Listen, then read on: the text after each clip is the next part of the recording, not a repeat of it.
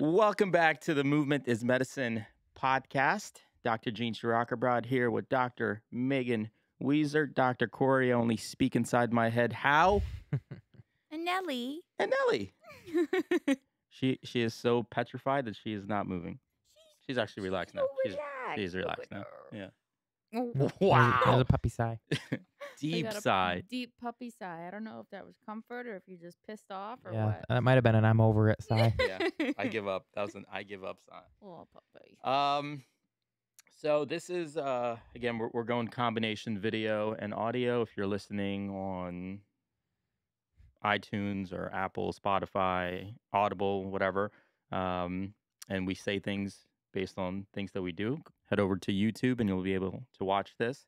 If you're watching this on YouTube, you kind of get a little peek into the craziness that is us at Recharge. Yeah, if you're watching or listening on Spotify, you won't know if I'm wearing pants or not. Yeah. But if you go on YouTube, you'll be able to find that out. Spoiler alert. Tune in to find out. Now, do you qualify like pants as shorts? Speedo? Like is Speedo considered pants? Put in the comment section below if you think shorts That's- or Speedos. Where do you draw the line of sleeveless pants? I'm so- quitting. That's 3 times this week. And today's only Tuesday. Only Tuesday. So what I wanted to talk about on this episode was the gym and more of like the actual concept of a gym and what it's good for, how people benefit of going to a gym versus doing fitness related things at home or being active because there was, I don't know, do you guys like 21 Pilots, the band? Maybe. I don't know. I've heard some songs. Yeah, I like them because I think their lyrics are really good, and it's a good band. I like their creativity. There's a song called Car Radio, and there's a lyric in there that I always forget how much I like, but every time I hear it, it reminds me and makes a connection to something else. And it's like something along the lines of like quiet is violent or something like that. Silence is violent, or can be violent. And it's such a powerful lyric. I mean, that entire verse is really good. So if you haven't listened to that song, I recommend it. It's called Car Radio by 21 Pilots. But it talks about really our need for a lot of people to get outside of their head, because inside, once they're left with themselves, it gets very, very scary and uncomfortable, and they don't know how to deal with that. So a lot of people use escapism to manage that silence. And the reason I talk about this is because oftentimes when we do our pathway, at least for me, one of the conversations that I have with people is what Recharge is not, and what I believe gym should not be, at least these types of gyms, is escapism from stress or tension in people's lives. So oftentimes people are like, I have an insanely stressful job, so let me go to the gym and crush myself to feel better. But what people are really doing is taking one stress that they feel like they don't have control over and replacing adding it with another another. stress that they Yeah. feel like they do have control over. So it's this switcheroo that they do with themselves that doesn't actually benefit them, and it's not healthy in the long run. So that lyric constantly always kind of reminds me of the conversation that I had with people, is that a gym, especially like Recharge, is not going to be escapism. We do not allow that for people. So one of our core values is go through, not around. And to me, that's what an environment like Recharge or any community-based gym, I think if we stratify good from bad or quality from not quality, it's the coaches and the teams that lead these types of gyms that are truly on a different level are the ones that know their members to a more intimate level. So you can have that conversation. If somebody's like, I'm here to crush myself, just let me go do it.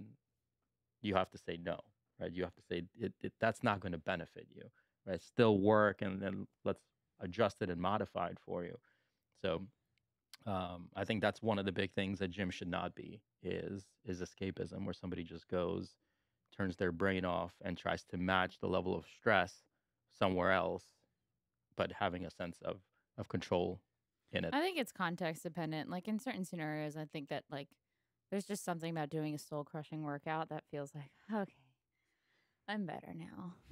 Yeah, but that's still escapism, right? How's that No, different than? no, I'm not saying it's not escapism, but this is also coming from somebody who does actually deal with their emotions in Yeah. a healthy way. Yeah.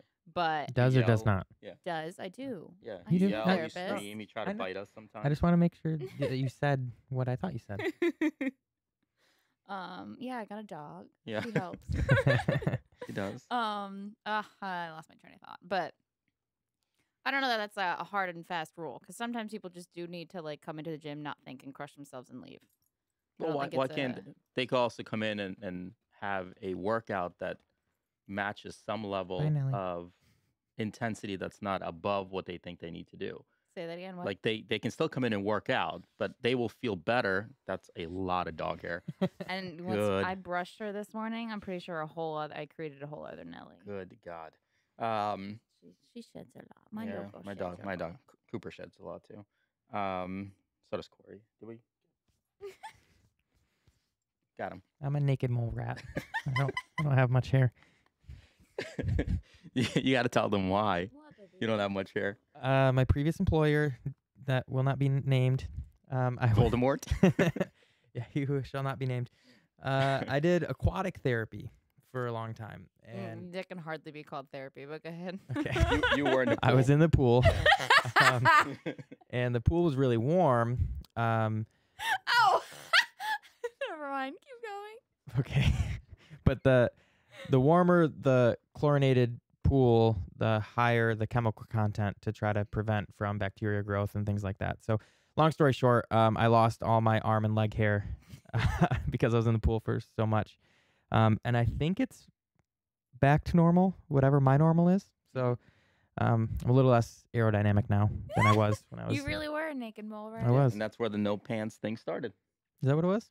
That's why you're so popular in the pool. So I got fired. No, I did not get fired. Don't worry.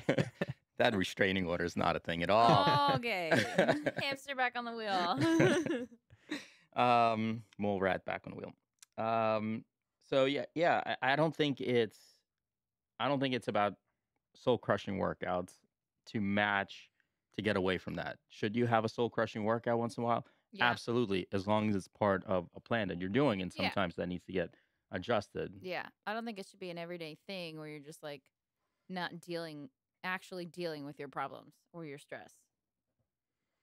I agree. I think turning your brain, there's nothing wrong with turning your brain off when you come in to the gym.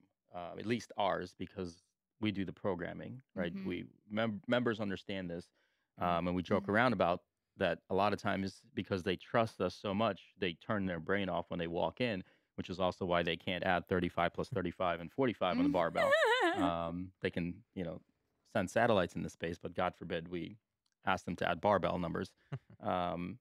But yeah, that's a trust factor, right? That's not I feel so out of control in this aspect of my life that I need to create an intensity so high here to be able to get away from that, right? Because once they're done with their workout, now they have two loads that they have to deal with: the allostatic load from the emotions and the physical load of their body dealing with that. But it's still Mhm. stress, right? Now it's a double layer, and recovery doesn't happen. So if they Right. crush themselves at the gym and they didn't deal with the stress at work, their body's not going to recover. And if they keep Mhm. doing that, that's when things start to fall apart for most people. And that's tough. There's no sustainability in that. So to me, that's something that the gym or a gym is not great for. And I think Yeah, I agree. that's something that should be said. That's something people should be cognizant of. And a question they should ask themselves is, why am I doing this? What is the goal of me coming in and doing these workouts or going to the gym? More traditional big box gym. Biceps. That's good to have. Yeah, it's always nice, which is what a lot of people do when they go to the gym, is they do some bicep curls.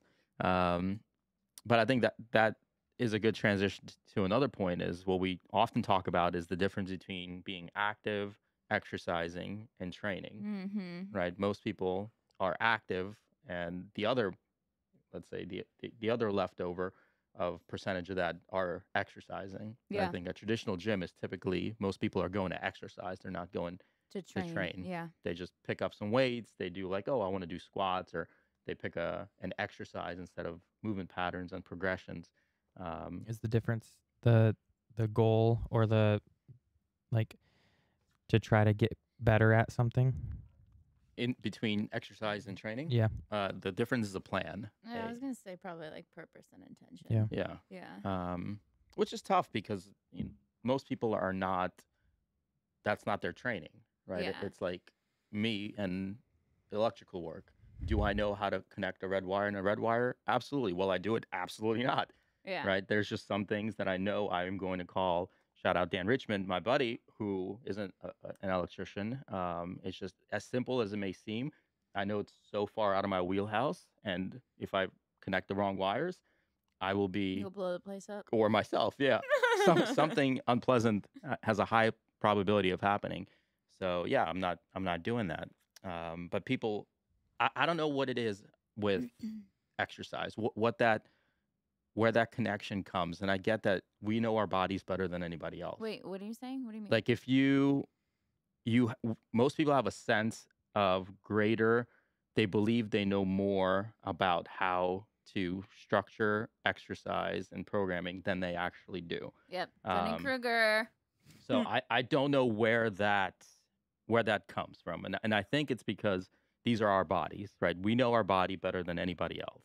Yeah. But again, the flip side of that is when we know something more than anybody else, we're also more biased than anybody else for that thing. So we take our bodies and we make connections to, well, if I move this weight, or I've seen somebody move this weight, or I've, somewhere along your life, you make the connection that if I bicep curls, my biceps will get bigger. So if I do this exercise, I'm shaking your head.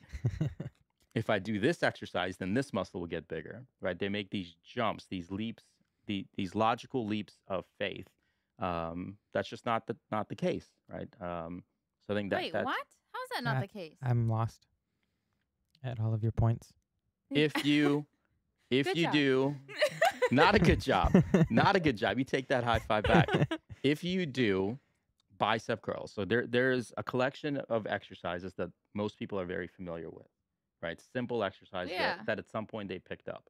So they make the connection from that simple exercise to other movement patterns, and they go, if I do this, but I move it to a different body part, it'll be similar, or it'll be fine. How's that not wrong? Oh wait, What that's the wrong question. How? Yeah, how's that? Not, wait, how's that wrong?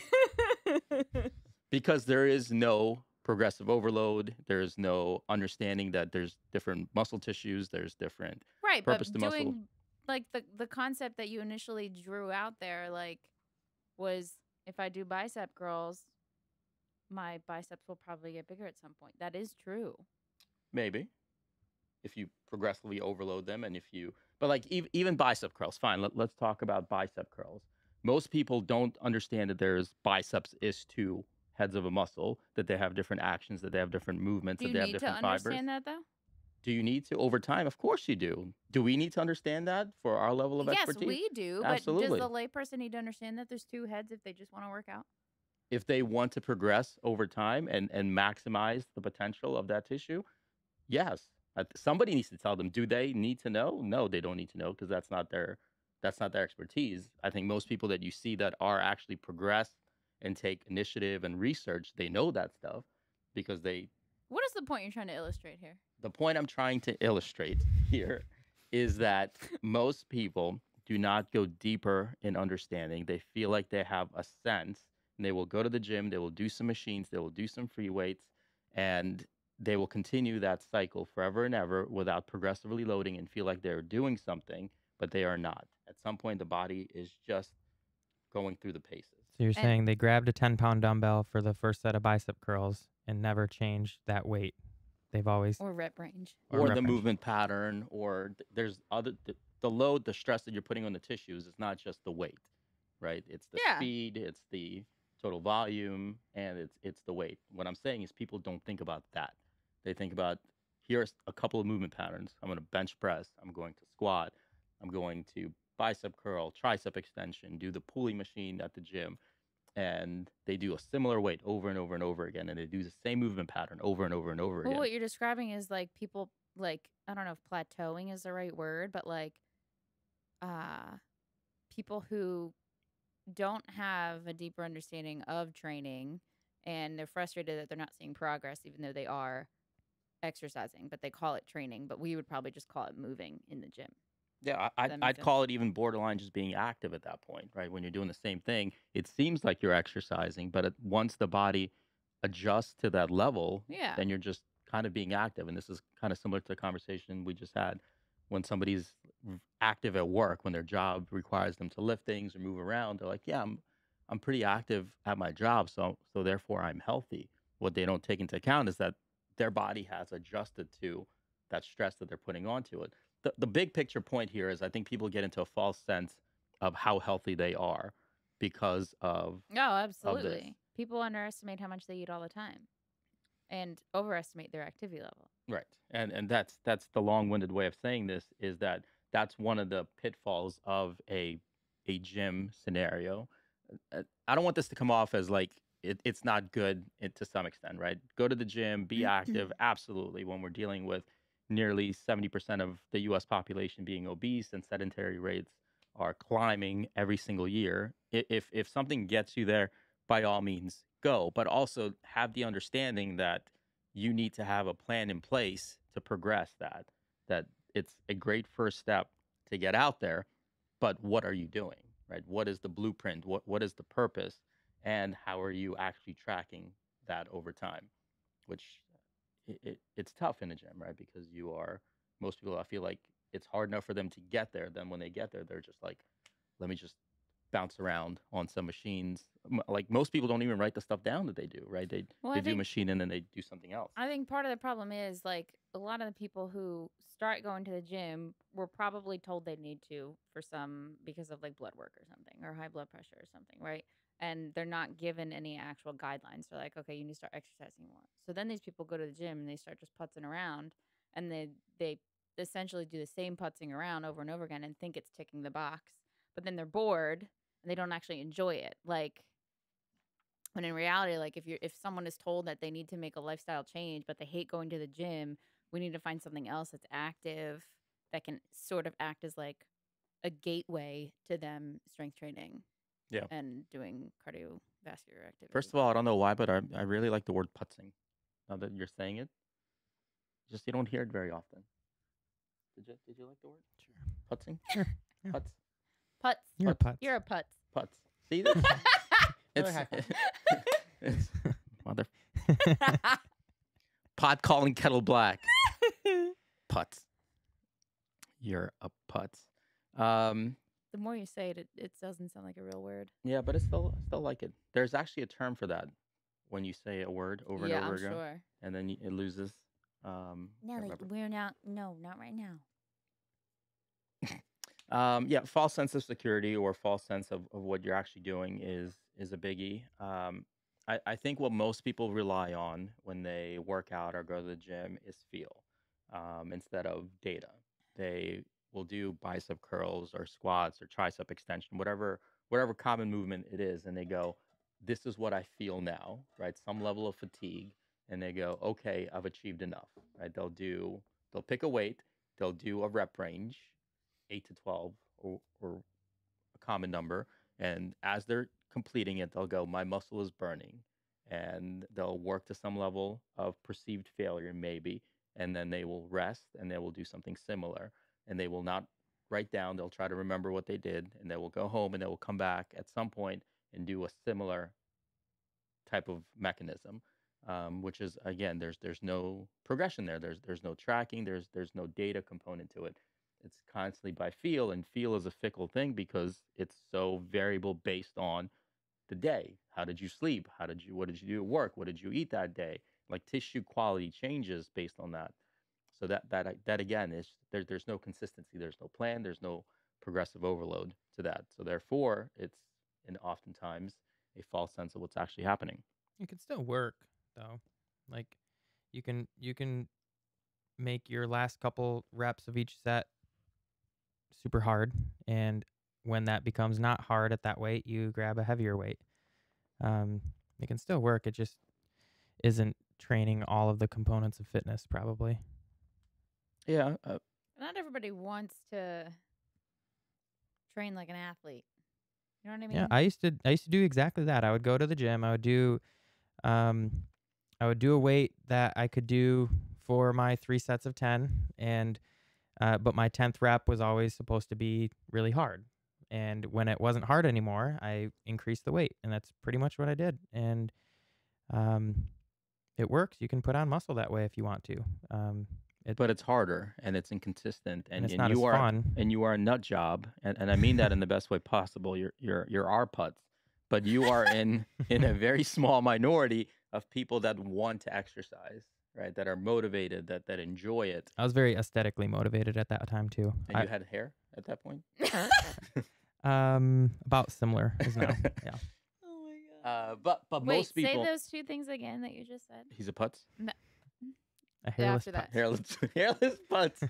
Before that.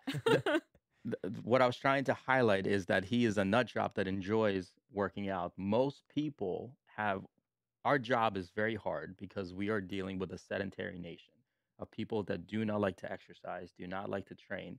So even for the people that we don't get Well, that's what I'm saying. So our like hands on, he still made things somewhat hard, even though like he is a nut job. Yes. He's the nut job We who agree likes on- we agree on exercising. that. All three of us are nut jobs who enjoy exercising. well, at least two of us are nut Us jobs. two. Us too. Yeah. But to your point of like most people not wanting to exercise to begin with, those are the people who are not going to want to track all of that and be so thoughtful and intentional about their exercise. That's why I'm saying like change the script a little bit and like find activities that kind of trick you into exercising and use that as the gateway to like example, I went on a family hike and we saw this beautiful view, but I was winded. I want to get better at hiking. How do I get better at hiking? Hiking more. Okay. How do I get better at hiking, but like also strengthen my muscles? Okay. You start going to the gym. You know what I mean? Like the intention is masked by like something greater Mhm. and an enjoyable experience. Cause like the folks that you're talking about, the people who putz around in the gym and don't progress things are probably people who don't want to be there to begin with. So they need a reason to want to go. Does Yeah. that make sense? Yeah, Mhm. it does make sense, and I think we have to dig deeper. And I think this is where we're really headed.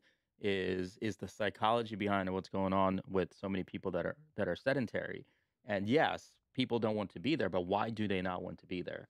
And for most people, it's still either a It's because working out's fucking hard. Yeah. that's one of it. That's certainly one piece, but life is hard. People are still doing life, That's fair. right? Like yes, it's 'Cause hard. the alternative of life is death.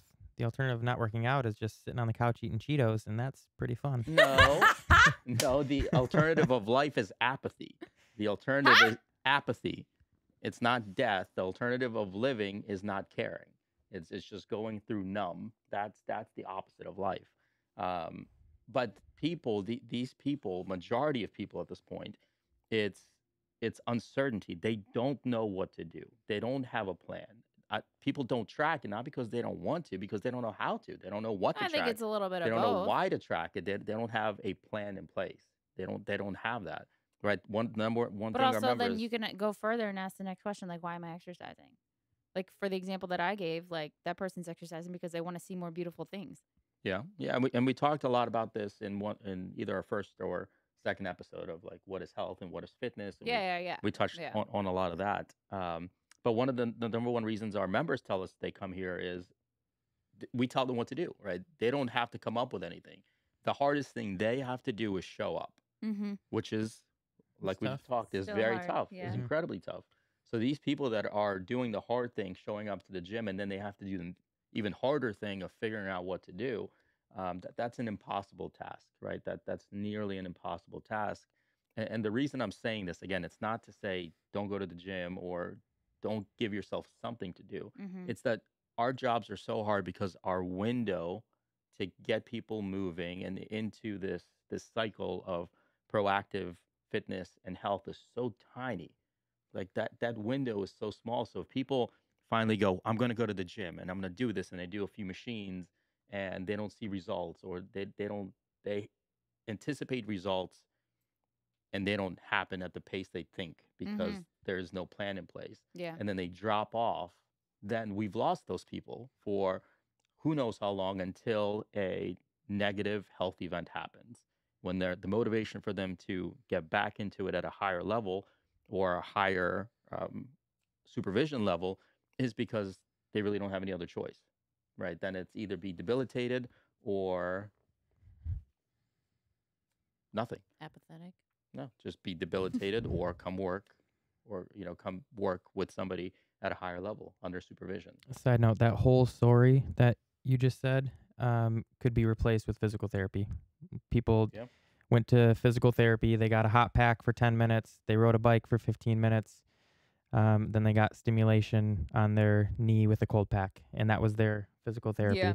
They tried physical therapy, it failed, and they never decided Physical to. therapy automatically doesn't work. Yeah, but so I physical wouldn't therapy call doesn't that work. physical therapy at all. Right, right. And we wouldn't call certain components of exercise training or whatever. Mm-hmm. So yeah, it's just interesting how it all can be related like that. And I think just match up expectation to reality, right? What do you want to happen and what is actually happening? Again, I don't want this to be misconstrued as people shouldn't be active or people shouldn't exercise. The training is Right. the only Putzing thing. around the gym is still better Yeah. than sitting on the couch eating Cheetos. Correct. Mm. But both are fine. Like, we don't want to shame Cheetos Thank eating you. on the couch, right? Yeah. You can do that later. There's time and place. But it's always pushing to purpose. I think the question you asked, why exercise? What is fitness?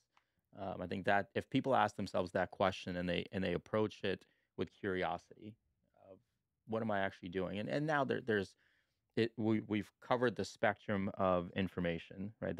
There's always been a information asymmetry, that before it's companies and institutions had knowledge and consumers didn't. And after Google, everything shifted. Now consumers have so much information that it's detrimental in a different direction. That people are Googling and people are watching YouTube videos. It's just there's a bunch of putzes that put stuff out on Google and YouTube. So Mhm. people go a little too complicated, and it feeds into, well, this is so complicated that I don't want to do this. But having a plan doesn't need to be complicated, Yeah. right? It really does not need to be as complicated as most people think, but you just need to have some semblance of somebody telling you, here's what you need. Sometimes it's, people like our members come to Recharge and it's highly structured. You have to buy in, right? Mhm. There's no, well, maybe there's no, it's here. This is the system. This is the plan. You buy in, you show up, you do it, you'll see results. There's no escape, right? There's no escape. Some I people think don't. people define results differently too, though. Like the people who get frustrated and they're like, I'm not seeing results. And it's like, but you can do X activity for longer. Yeah. You may just not look differently. But I think we're very straightforward and honest with people when we Yeah. ask them, what do you want? And if they're like, I want to lose weight, we say, great, let's get you a base level of fitness and capacity. Then we have to dig deeper and talk about calories and nutritional capacity and sleeping and all those things, because you're not going to lose weight unless you understand what you are putting into your Mhm. mouth. And most people, that's such a hard thing. I mean, we've touched on nutrition, but as hard fitness, I truly believe that as challenging as fitness is, nutrition is on a completely different wavelength of difficulty for people, because it has such an emotional connection to it Mhm. as well. But to tie in your point, Weeze, that fitness can be a great gateway to structure, right? That if you get your fitness life in order, and this is why CrossFit has been so successful early on, right? Is people have to commit to that lifestyle, because it's very hard to be kind of ambiguous in between, oh, I'll do CrossFit classes once in a while. People that do it in order to, for lack of a better term, survive and thrive in that environment of that high intensity, you have to commit. And then everything around you starts to conform to that that gravitational pull of CrossFit and the challenge of it. And to some extent, same thing with our members. Even though we're not CrossFit, we have our own system.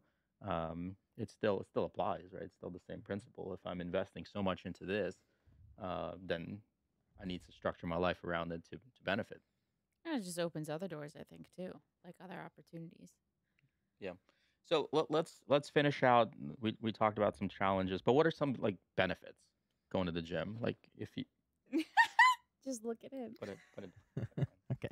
Okay. very smooth. I thought you were petting him at first. It's very smooth.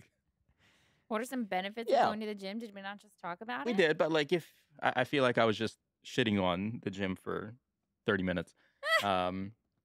There obviously are benefits from having a structured place. And the gym obviously doesn't just have to be a Lifetime Fitness or a big gym or Planet Fitness or whatever. You get stronger. You get faster. You don't get winded going up and down the stairs. You can carry your groceries in one trip. When your friend asks you to help him move, you're excited for it because you can lift heavy things. That's a Michigan never thing. happens. No, No. That's just me. very I much a make sure I Midwestern have plans thing. if people want to move. What? I Yeah. like it. It's like all this stuff I'm doing, it applies to real life. I get to carry heavy things up and down stairs and it doesn't bother me. Yeah, but What's- on that note, like, moving, like I can do it. Yeah. You know what I mean? Yeah. I can go on long ass hikes and survive and not hate my life and see amazing views that I otherwise would not have if I couldn't hike for as long as I can. Yeah. So that's the secondary benefits. Blood pressure, What about like literally bone like mineral the density. what did you call me? I said bone mineral density. Oh. Sure. VO2 max. What about the literal gym? What is the benefit of having a place that you go work out? Phrase your question better next time. Maybe you should listen before starting to You throw. literally said what are the benefits of going to the gym? Yeah, going to the gym, like the actual gym, the structure, This the is what I entity. deal with Corey, it's every your day. turn to speak. No. Okay. No, my favorite part about going to the gym is working out with other people, and I never used to do that. I was always the global It's gym guy with social, with the big headphones on, staying to myself. You're talking about like our type of gym, I- where it's yeah. group fitness. Group fitness, you yeah. know who's that's there? that's what I like about going to the gym now. I've done both, and I've tried going back to the isolation training in isolation, and it's just like boring, and it wasn't.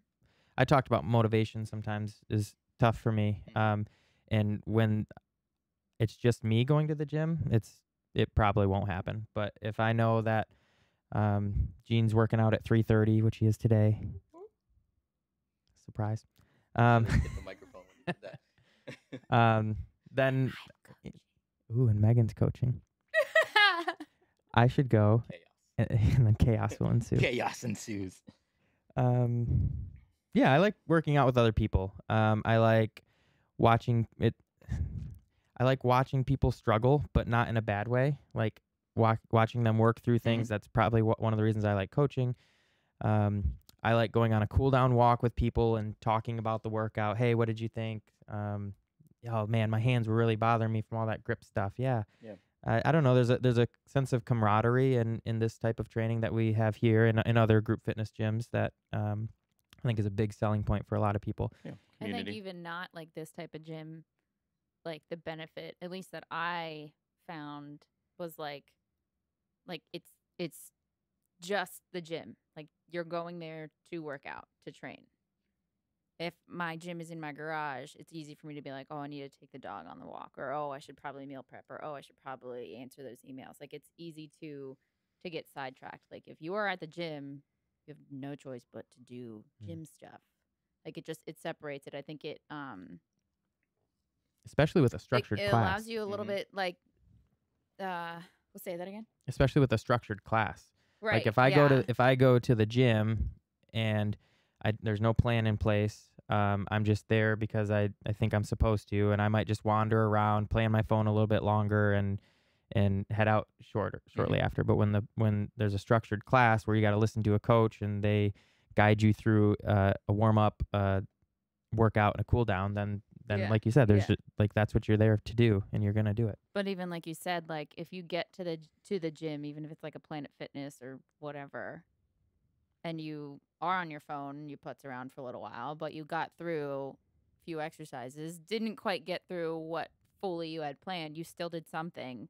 You Mhm. still did probably more than you would have if you did not make the drive to the gym. So I think just having like a designated spot. It's like they say, like, you know, have your you don't want to do work in bed, essentially. You have to have like separate Mhm. things, because then you just start to lose boundaries, and that's Yeah. and then burnout and whatnot. Yeah. So, and I think that kind of flows over into this.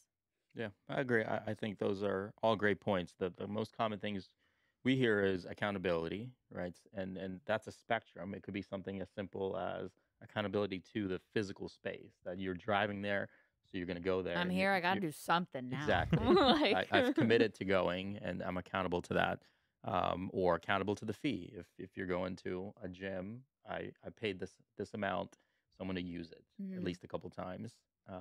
And then the biggest thing is community, right? One of the main reasons we started Recharge was because the research is so clear about community that working out together, it's not just fun, it actually is good for your overall health. Right? Yeah. I think COVID very clearly showed that we as humans are not built to be Well, I in think they isolation. even confirmed like loneliness is like a mortality risk now. Yeah. Mm. And lack of purpose. That was Yeah. that was a really cool study. It's people that have or do not have purpose in life typically have higher morbidity and mortality rates than people that have Higher a- risk of like identified. cardiovascular issues and Yeah, stuff like that. it's really fascinating. Who determines the Make purpose? friends. Does the Self. Yep. self-determined purpose? Yep. Yeah, friends, camaraderie, everything that community is, right? It brings you a sense of fulfillment and joy to be with other individuals that you know that know you, and more importantly, that are there to support you and really want to see you succeed in that task, if nothing else. And then I think another big positive of going to the gym, whether it's group classes or big box, it's time for self, right? That a lot of times, a lot of people sometimes feel like they're pulled in so many directions that they don't have an opportunity for themselves. Mhm. So people that put their headphones on, they go to the gym. It's their headspace, right? It's their time to be themselves or be with themselves, and that's why I think it's to finish out to tie back what we talked about. Quiet is violent. The people that embrace it, that want that quiet, I think are some of the healthiest individuals. The people that don't get enough quiet for themselves, I think, struggle as well. So I think it's something you have to chase and you have to embrace. And then if you don't enjoy that quiet, I think that's a big question to ask of what is going on and why is the quiet so violent for me? And I think that should be resolved, which is very much a mental health conversation, which I was gonna say, yeah. we'll save for future episodes. Well, that's it. That is the latest episode of Movement is Medicine. If you are enjoying this, go ahead, subscribe if you're watching on YouTube. If you are listening on Audible, Apple Podcasts, Spotify, go ahead, subscribe there, or head over to We're YouTube on to see Audible? to see if Corey's wearing pants right now or not. You will enjoy some of that. At least finding out. They'll enjoy at least finding out. Yeah. They might not enjoy what they see when they find out. Log but on to YouTube, click the video real quick, and then check and see if I'm wearing pants. Yeah. That's all. the thumbnail we're gonna have to post chest up. Sure. Yeah. Okay. Sounds good. Or like Photoshop like Ken doll legs on me. I'll blurry. Oh, yeah, there you this go. section, so we won't know. And also tune in to see the look on Megan's face right now. Yeah, Megan's about to quit for the 4th time. 17th time. All right. Thanks for tuning in. We'll catch you again on the next episode of Movement is Medicine podcast from Recharge. Bye.